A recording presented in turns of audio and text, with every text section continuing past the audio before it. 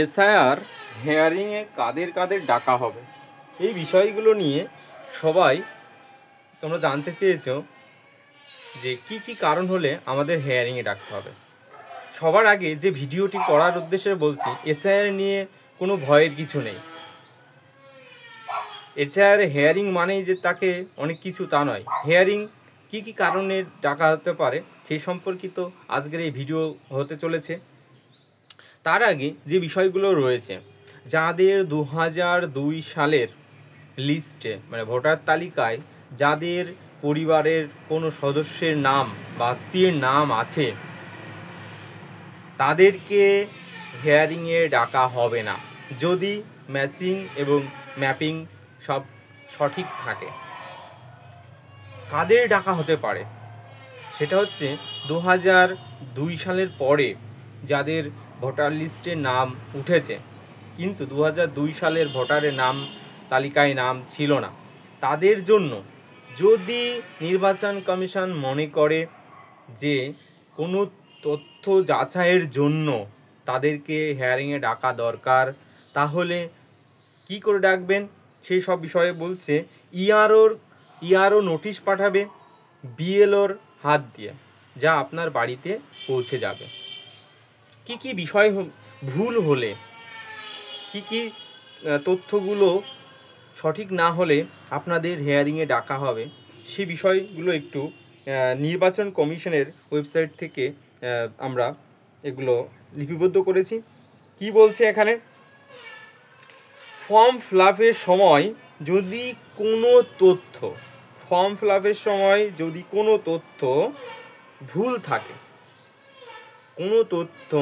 ভুল থাকে তা সংশোধন করার জন্য ইআরও বিএলআরওর হাত দিয়ে নোটিশ পাঠাতে পারে।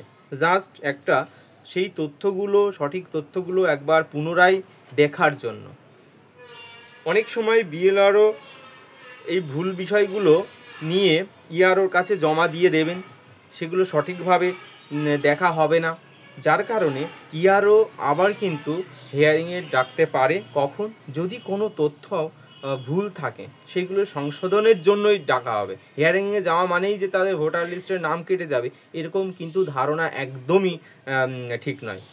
সঠিক তথ্যটা যাচাইয়ের জন্য ডাকা হচ্ছে, তাছাড়া কিছুই না। আর কি হতে পারে এখানে কি বলছে, এখানে বলছে 2002 সালের পরিবারের যদি কারোর নাম থাকে, দেখা যাচ্ছে তার কোনো রিলেশন বা সম্পর্ক উল্লেখ করতে ভুল হয়েছে, সেইগুলো যদি ম্যাচিং বা ম্যাপিং করার সময় যদি যে ডেটাবেস রয়েছে, ইলেকশন কমিশনের যে ডেটাবেস রয়েছে তার সাথে যদি ম্যাচিং না করে, তখনও কিন্তু যদি মনে করে যে তারা ডাকবেন, তবু কিন্তু হেয়ারিংয়ে ডাকা হতে পারে। আর কি হতে পারে, এ পর্যন্ত এসআইআর ফর্ম এই শনিবারের মধ্যেই সবার বাড়িতে বিএলওর হাত ধরে পৌঁছে দেওয়ার কথা। যদিও এখনও অনেক পরিবার এখনও এসআইআর ফর্ম সম্পূর্ণ পেয়ে ওঠেনি, তো এই সপ্তাহের মধ্যেই আশা রাখি সবাই এসআইআর ফর্ম পেয়ে যাবে। এসআইআর ফর্ম ফিল আপ করতে গিয়ে অনেক তোমরা যারা ভুল করেছো তাদের কোনো চিন্তার বিষয় নেই। তোমাদের যদি কোনো তথ্য বিশেষভাবে ভুল হয়ে থাকে, তোমাদের যে মোবাইল নাম্বার তোমরা দিয়েছো, মোবাইল নাম্বারটা বারবার বলছি, মোবাইল নাম্বারটা এমন মোবাইল নাম্বার দেওয়া উচিত যেন তোমার সবসময় সেটা ব্যবহারযোগ্য, এবং কল করলেই বা কোনো এসএমএস বা কোনো কিছু করলেই কোনো কারণে যদি বিএলআর হতে পারে, তোমাকে ফোনের মাধ্যমে বলতে পারে, এই বিষয়টার জন্য তোমরা এমন একটা ফোন নাম্বার দেবে যেটা তোমরা সব সময় ব্যবহার করো। এবার যে বিষয়টা আসছে যে কি কি বিষয় নিয়ে দেখাতে হবে, দেখো 2002 সালে যাদের নাম আছে সেই লিস্ট তো তাদের কাছে থাকবেই। এবার কখন দেখা যাচ্ছে কোনো একটা নাম্বার, সিরিয়াল নাম্বার ভুল হয়েছে, কোনো কিছু ভোটার যে 2002 সালে লিখতে গিয়ে যে বিষয়গুলো ভুল হতে, অনেক সময় তো ভুল হতে পারে, ভুল হবে না তা না, ভুল হতে পারে, যাদের ভুল হয়েছে তাদের সেটা কিন্তু ম্যাচিং করার জন্য সেই তথ্যটা নিয়ে দেখার জন্য একবার সেখানে তোমাদের ডাকা হতে পারে। আর কি হতে পারে, দেখা যাচ্ছে যে এই তথ্য প্রকাশের পরে দেখা যাচ্ছে কারোর নাম ওঠেনি, এই খসড়াটা 9 ডিসেম্বর প্রকাশ করা হবে। তোমরা সকলেই দেখে নেবে যে তোমাদের এই খসড়াতে নাম ঠিকঠাক উঠেছে কিনা। এবার যাদের খসড়াতে নাম উঠবে না, তাদের খসড়াতে নাম ওঠেনি মানে যে তার ভোটার তালিকায় নাম আর থাকবে না, এমনটি কিন্তু কখনোই চিন্তার কোনো কারণ নেই। খসড়া তালিকার পরেও অনেক সময় পাবে তোমরা, আস্তে আস্তে ধীরে ধীরে সেই বিষয়গুলো পূর্ণতা করবে। যদি খসড়া তালিকায় কারো নাম না থাকে তবে তাদেরকে কিন্তু আবার ফর্ম ফিল আপ করে জমা দিতে হবে এবং বিএলওর সঙ্গে কিন্তু তোমাদের এই যোগাযোগগুলো রাখতে হবে। কেন এই বিষয়টি হয়েছে, সেই খসড়া তালিকায় যাদের নাম উঠেছে তাদের তো আর প্রবর্তী এরকম নয় কিন্তু যে তাদেরও হিয়ারিংয়ে ডাকা হবে না। খসড়া তালিকায় সকলেরই নাম উঠবে, কিন্তু যাদের যাদের নির্বাচন কমিশন ভেবে নেয় যে কোনো তথ্যের তাদের প্রয়োজন, তাদের কমিশনের যে ডেটাবেসগুলো রয়েছে সেখানে যদি ম্যাচিং করানোর জন্য কারোর কোনো তথ্যের প্রয়োজন হয়, তাদেরকে কিন্তু ডেকে নেওয়া হবে। হিয়ারিংয়ে যাওয়া মানেই যে সব কিছু ভোটার কেটে যাবে এরকম নয়। তুমি যদি হিয়ারিংয়ে না যাও তাহলে কিন্তু তুমি আউট অফ লিস্ট হতে পারো। হিয়ারিংয়ে কিন্তু অবশ্যই তোমাদেরকে যেতে হবে এবং যে বিষয়গুলো, তোমার যে ডকুমেন্টসগুলো আছে, তুমি যেভাবে ম্যাপিং করেছো এবং 2002 সালের পরে যে যাদের নাম এসেছে ভোটার তালিকায়, সেই বিষয়গুলো তোমার যা ডকুমেন্ট আছে, মাধ্যমিক পাস যে 11টি যে বিষয় রয়েছে, সেই তথ্যগুলো নিয়ে তোমাকে যেতে হবে ইআরওর নোটিশের ওখানে। এবার কি বলছে, এসআইআর ফর্ম যে বিষয়টা নিয়ে সবাই আতঙ্কিত। এসআইআর মানেই কিন্তু নিজের ভোটার তালিকা কেটে যাবে এমনটি নয়। এসআইআর করলে কি মৃত ভোটার এবং অবৈধ ভোটারের নামগুলো একটা লিস্টিং হবে, তারপর থেকে কিন্তু এদেশের যে খসড়া তালিকা প্রকাশ করবে, তারপরেও কিন্তু ফাইনাল তালিকা আসছে কবে, 31শে ডিসেম্বর এই কাজটি, হিয়ারিংয়ের কাজটি কমপ্লিট হবে 31শে ডিসেম্বর এবং আগামী বছর 9 ফেব্রুয়ারি 2026 যে এই সব কিছু এসআইয়ের পরে ফাইনাল যে লিস্ট প্রকাশ করা হবে, সেখানে যাদের নাম থাকবে, তারপরেও যদি না থাকে তবুও তোমাদের আবার একটা সুযোগ দেয়া হবে তোমাদের তথ্যগুলো নিয়ে। অনেক সময় এসআইআর একটা লম্বা প্রক্রিয়া, এটা নিয়ে ভয়ের কিছু নেই, এটা দীর্ঘদিন চলবে। তোমরা আস্তে আস্তে এটাকে খুব ধীর মস্তিষ্কে ফিল আপ করবে এবং সবথেকে বড় ব্যাপার, যারা এখনও এসআইআর ফর্ম ফিল আপ করতে বিভ্রান্ত হচ্ছে, তারা আমার ভিডিও তোমরা দেখতে পারো, সেখানে কিভাবে করতে হবে, কাদের কোথায় লিখতে হবে, সেই বিষয়গুলো আগে বুঝে নিতে হবে। তাহলে তোমরা কিন্তু সেই ভিডিওগুলো দেখতে থাকো এবং সেভাবে ফর্ম ফিল আপ করো, ভুল হওয়ার সম্ভাবনা নেই। সব সময় বলছি, অনেকে আমার কাছে বলছে, জানতে চেয়েছো যে বাংলায় ফর্ম ফিল আপ করবে না ইংলিশে।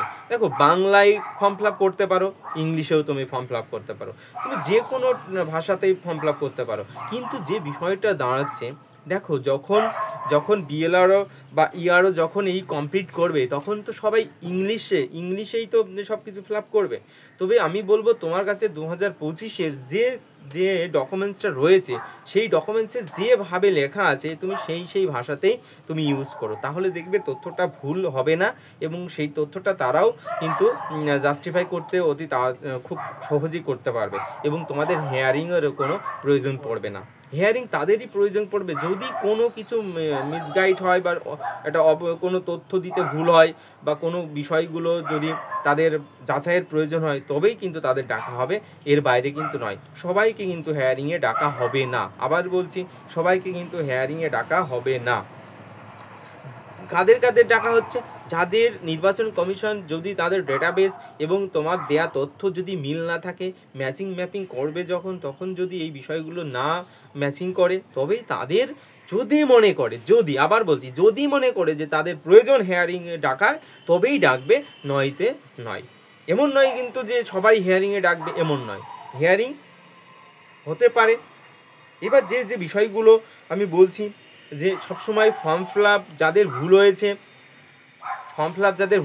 তাদের হতে পারে, বা কোনো তথ্য দিতে তোমরা ভুল করেছো, বা কোনো রিলেশন বা সম্পর্কের জায়গায় তোমরা ঠিক করে দিতে পারোনি, তার জন্য, বা 2002 সালে কোনো ব্যক্তির বা তার পরিবারের কারোর নাম নেই, তাদেরও হিয়ারিংয়ে ডাকতে পারে যদি নির্বাচন কমিশন মনে করে তবেই।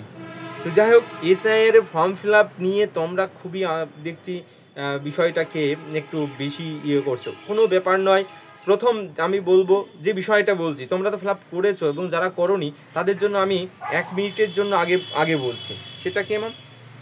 সেটা হচ্ছে কি, তোমরা যারা যে বিষয়টা এখানে দেখিয়ে দিই একটু, এখানে ধরো কেমন আছে, এই একটা কলাম রয়েছে, নিচে কি আছে, নিচে আর দুটো কলাম আছে, এই তো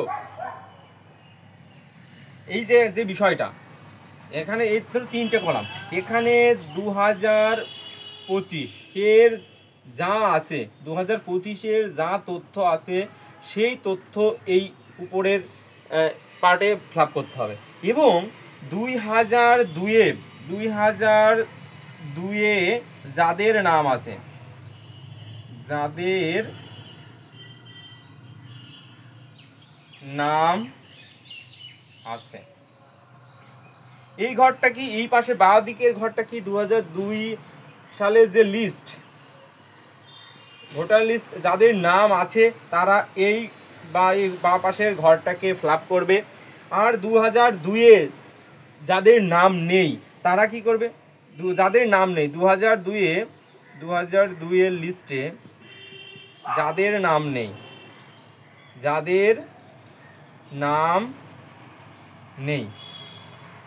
এই ঘরটা ডান সাইডে রাইট সাইডে করবে। 2002-এর লিস্টে যাদের নাম নেই তারা এই সাইডটাই সম্পূর্ণ, কিন্তু এটা বুঝে নাও কি বলছে। 2025 সবাইকে, প্রথম ফার্স্ট কলাম তোমাদের সবাইকে করতে হবে, এটা নিয়ে কারোর কোনো সংশয় নেই। এই প্রথম কলামটা সবাই করতে হবে। এবং এই যে নিচের দুটো ঘর নিয়ে তোমরা কি করবে সেই বিষয়টা বলছে। 2002-এর লিস্টের যাদের নাম নেই তাদের এই ঘরটা, এবং 2002-এর লিস্টে যাদের নাম আছে তাদের এই বাঁ পাশের ঘরটা। এই যে বিষয়টা, সিম্পলি বিষয়টা তোমরা এই দুটো বিষয় কিন্তু একটু দেখে নেবে। এবার কি, তোমরা এখানে যে বিষয়টা রয়েছে আমি যা দেখতে পাচ্ছি, এখানে নাম, এই যে 2000 সবচেয়ে সমস্যা হচ্ছে কোথায়, 2002-এর লিস্টে যাদের নাম নেই তারা আতঙ্কিত হচ্ছে এবং লিস্ট ফর্ম ফিল আপ করতে খুব প্রবলেম করছো। কি প্রবলেম হচ্ছে দেখো, এখানে যে বিষয়টা আসছে, প্রথমে কি আছে, নাম আছে, ঠিক আছে। নাম মানে নাম কার নাম দেবে, নাম হচ্ছে 2002 সালে তোমার পরিবারের, 2002 সালে তোমার পরিবারের নাম আছে এমন কোনো আত্মীয়র নাম, এমন কোনো যে কোনো বিষয় আত্মীয়র নাম তুমি দিতে পারো, এবং তার এপিক নাম্বার, হ্যাঁ, তারপরে এখানে সম্পর্ক। এইবার দেখবে ওই 2002 সালের লিস্ট তোমরা দেখবে, সেখানে দেখবে সম্পর্ক উল্লেখ করা আছে। নাম, যে নামটা তুমি যে নামটাই দিয়েছো, যে নামই দেবে তার এপিক নাম্বার দেবে এখানে, এপিক নাম্বার। এবং এই নামের পাশে দেখবে তার একটা 2002 সালে, আবার বলছি 2002 সালের যে লিস্ট আছে সেখানে দেখবে সম্পর্ক উল্লেখ আছে, স্বামী হতে পারে, স্ত্রী হতে পারে, যা সম্পর্ক আছে সেই সম্পর্ক কিন্তু এখানে লিখতে হবে। আবার বলছি, এই সম্পর্ক কিন্তু এই ব্যক্তির সাথে এর কি সম্পর্ক সেটা লিখতে হবে।